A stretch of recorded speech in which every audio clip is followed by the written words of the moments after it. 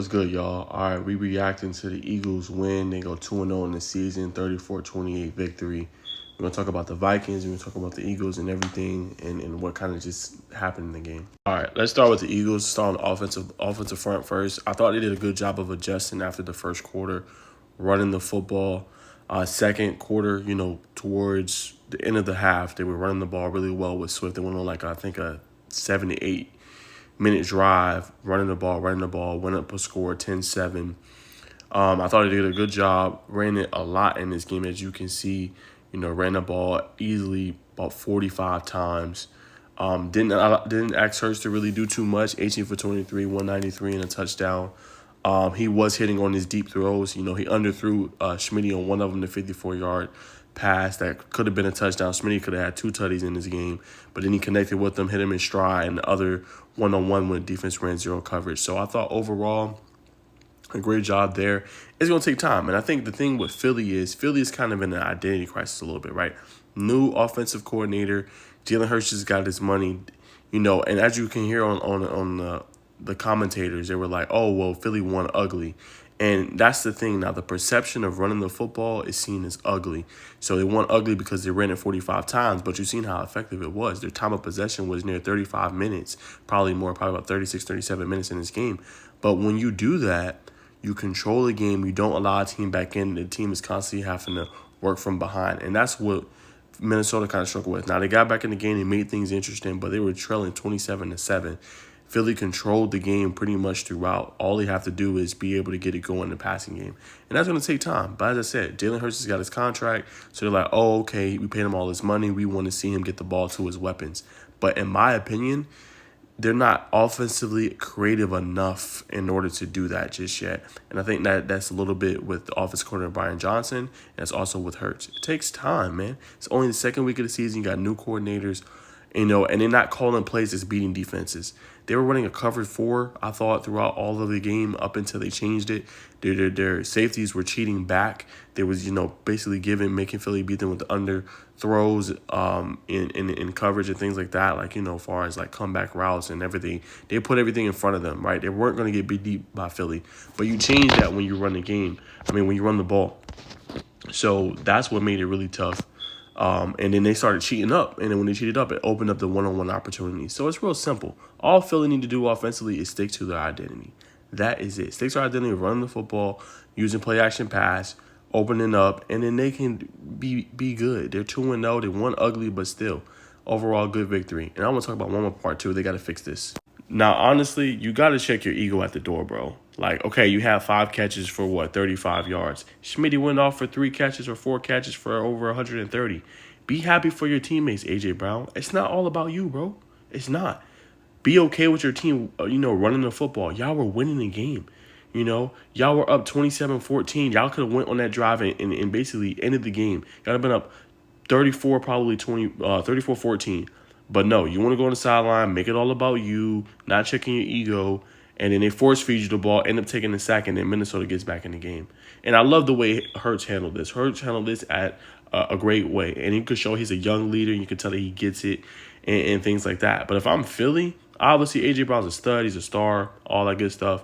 But I'm going to take the character guy, which is Devontae Smith, and the next contract, obviously I think A.J. Brown got 2 more years before his contract is up. I'm going to take him over him. I don't want to deal with this. He showed some of that last year, too. You played in the Super Bowl last year. Just played in the Super Bowl, right? You guys are winning by double digits. What are you complaining for? It's not all about you. And there's one more quick side note. That's what I love about my Bengals, right? We struggled against the Browns, right? We got our butts whooped, right? But T. Higgins had, he obviously was throwing his way. He didn't have any catches. Not once did T. Higgins pull a stunt like this. Not one time. Jamar Chase had 5 catches, 39 yards. Not one time did they pull a stunt like this. So unselfish. I could just say I really appreciate that, honestly, because, I would not want to deal with things like this, And Philly is going to have to sit A.J. Brown down and let him know, hey, it's not all about you, bro. We're trying to go back to the bowl. We're trying to win it all. Some games, it's not going to be pretty. Some games, we got to run the football.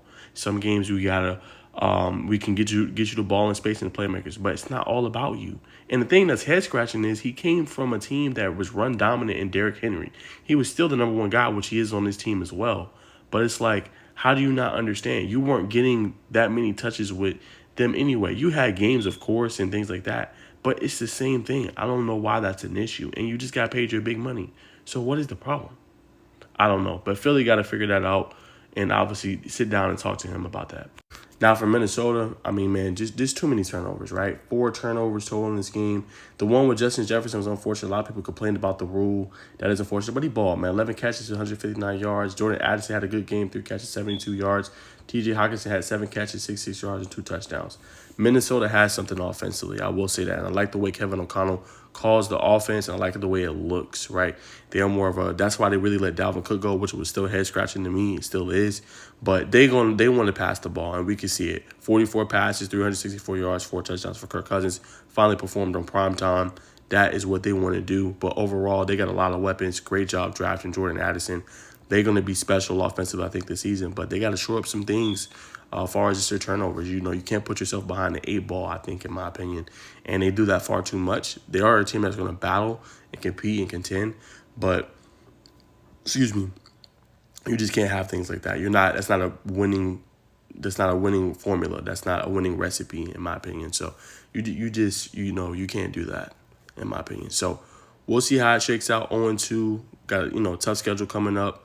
Defensively, I'm not a fan of theirs. I think they got a lot of things to work out. Still kind of a porous defense. Brian Flores did good in the first half of his, playing that defense and making Philly try to beat them in other ways. But, I mean, as you can see, and if you run the ball on them, they're susceptible to the run. So run against them, and Minnesota's kind of in trouble. So I think that's the recipe to beating Minnesota and the Vikings defensively. Offensively, they're going to put up points.